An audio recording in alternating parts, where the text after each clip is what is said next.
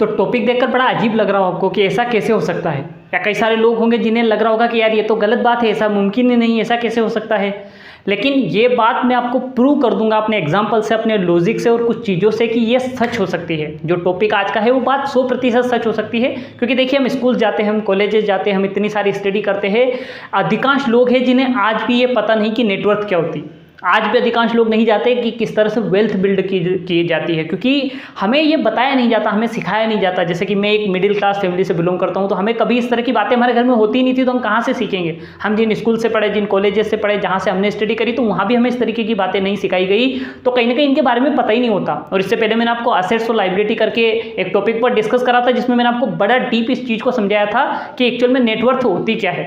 Net worth का देखिए, अगर इसको बहुत सिंपल तरीके से हम समझे तो आप यूँ समझिए कि एक व्यक्ति के पास जितनी असेट्स होती है, अब असेट्स में क्या चीज़ें आती है कि भाई उसके पास उसके पास जो प्रॉपर्टीज़ है, जहाँ पर उसको स्टॉक्स है, उसके बॉन्ड्स है, या उसके पास ऐसी चीज़ें जिनके बदले मार्केट से पैसा आ सके, जिनकी कीमत है, जिनकी वैल्यूएशन है, ऐसी जितनी भी चीज़ें होती है वो असेट्स में आती है। और एक तरफ होती है लायबिलिटी। अब लायबिलिटी क्या होती है कि व्यक्ति को जो चुकाना है, मतलब जो पे करना है, जो पेबल है, वो चीज़ें, जैसे एक बैंक का लोन हो गया, ये एक तरह की लायबिलिटी होती है। तो ऐसी जितनी भी चीज़ें आती है वो लायबिलिटी के अंदर आती है।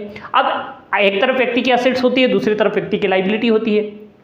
अब जब जितनी भी किसी के पास असेट्स होती है, अगर उसमें से लायबिलिटी को माइनस कर दिया जाए, उसको घटा दिया जाए, तो व्यक्ति की नेटवर्थ निकल कर आती है। जो वैल्यू निकल कर आती है वो नेटवर्थ निकल कर आती है। अब इसमें दो चीज़ें हैं कि अगर व्यक्ति के असेट्स ज़्यादा है और लायबिलिटी कम है, मतलब व्यक्ति का नेटवर्थ पॉजिटिव है, मतलब उसके पास एक्स्ट्रा चीज़ें, उसकी नेटवर्थ ज़्यादा है।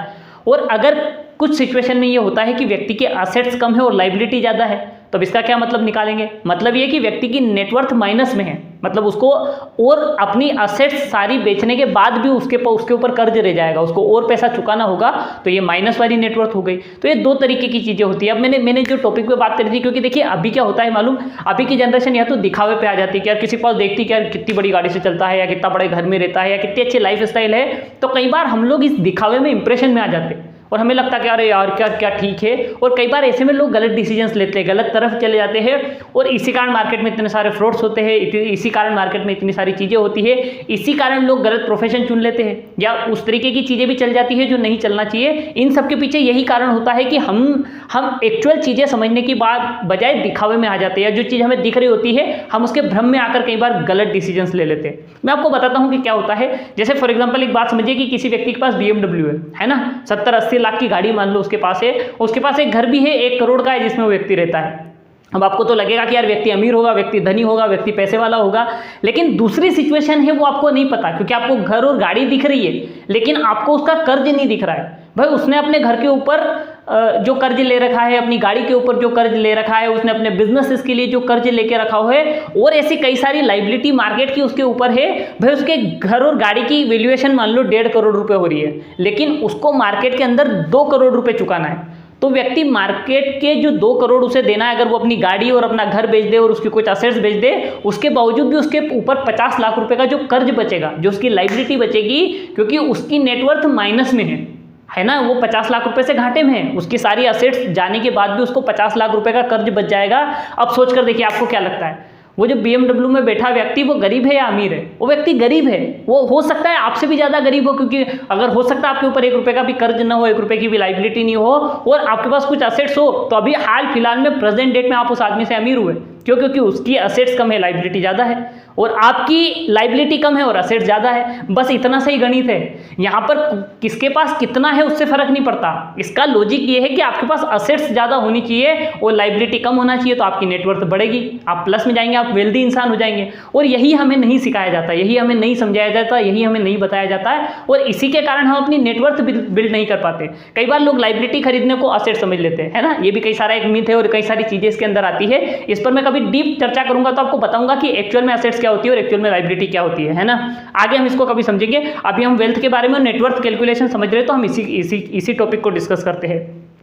दूसरा ये है कि अधिकांश लोगों को तो ये पता ही नहीं होता कि नेटवर्थ कैसे बिल्ड करी जाती है। कई बार लोग इनकम कमाने को ही नेटवर्थ समझ लेते हैं, है ना। इनकम कमाना नेटवर्थ नहीं होता। नेटवर्थ अलग चीज़ है, वेल्थ अलग चीज़ है, एक सैलरी कमाना अलग चीज़ है, पैसे कमाना अलग चीज़ है, और चीज़ें खरीदना और उनके ऊपर लायबिलिटी खड़ी कर लेना ये अलग चीज़ है। बहुत सारी चीज़ें आती है फाइनेंस के अंदर, और यही चीज़, क्योंकि देखिए बोरिंग टॉपिक्स है, कोई भी इन चीज़ों के बारे में पढ़ना नहीं चाहता क्योंकि इंटरेस्टिंग नहीं है ना, इसलिए अधिकांश लोग गलती खा जाते हैं और इसीलिए वेल्दी लोग कम हैं। अगर आप पूरे हिंदुस्तान का रेशियो देखेंगे तो कितने लोग हैं जो हिंदुस्तान में अल्ट्रा रिच है या बहुत सारा पैसा कमाते हैं। भाई कुछ गिने चुने परिवार है जिनका नाम अक्सर लोग देते हैं, अंबानी का नाम लेते हैं, टाटास का नाम लेते हैं, बिरलास का नाम लेते हैं, अडानीस का नाम लेते हैं, ऐसे कुछ चुनिंदा नाम है जो निकल कर आते हैं। इसके अलावा कोई नया या बहुत सारे लोग वेल्दी क्यों नहीं है, बहुत सारे लोगों के पास इतनी बड़ी वेल्थ क्यों नहीं है, क्योंकि वो वेल्थ के बारे में जानते ही नहीं। इसे कैसे बिल्ड किया जाता है, कैसे अर्न किया जाता है, कैसे स्टेप बाय स्टेप करके अपना साम्राज्य खड़ा किया जाता है, इसकी नॉलेज लोगों के पास नहीं है और यही सबसे बड़ा वीक पॉइंट होता है। तो आज इसी के बारे में डिस्कस करने वाला हूं, आपको कुछ बेसिक फंडामेंटल बताने वाला हूं जिससे आप नेटवर्थ भी बिल्ड कर सकते हैं, जिससे वेल्थ भी बिल्ड कर सकते हैं, है ना। दोनों चीज़ों के बारे में डिस्कस करूंगा आपसे। देखिए, दो सिंपल सी चीज़ अगर आप समझ लेंगे तो आपको पूरी की पूरी पिक्चर क्लियर हो जाएगी कि देखिए, या तो वो चीज़ हम समझ लें कि वेल्दी लोग क्या करते हैं, किस तरीके का लाइफ स्टाइल होता है, किस तरीके के डिसीजंस होते हैं, किस तरीके की चीज़ें होती है, किस तरह वो अपनी वेल्थ को बिल्ड कर ले। अगर ये हम समझ लें तो हम वेल्थ क्रिएट कर सकते हैं, नेटवर्थ क्रिएट कर सकते हैं।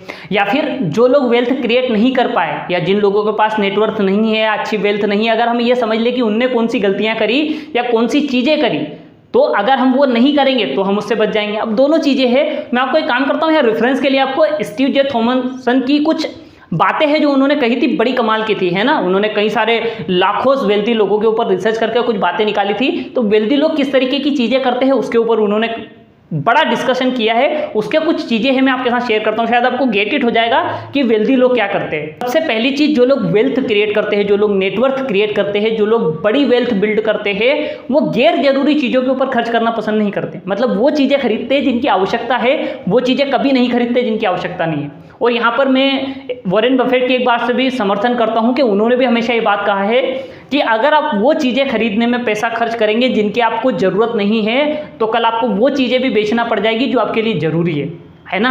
तो वेल्दी लोग ये नहीं करते। जब उन्हें नेटवर्थ बिल्ड करनी होती है, जब वो साम्राज्य खड़ा करने के निकलते हैं, वो सिर्फ ज़रूरी चीज़ों के ऊपर पैसा खर्च करना समझते हैं। लेकिन अधिकांश लोग देखे होंगे कि वो सोसाइटी के प्रेशर की वजह से या फिर दिखावे की वजह से या अपना स्टैंडर्ड दिखाने के लिए कई बार ऐसी चीज़ें भी खरीद लेते हैं जिनकी उनको सच में ज़रूरत नहीं होती।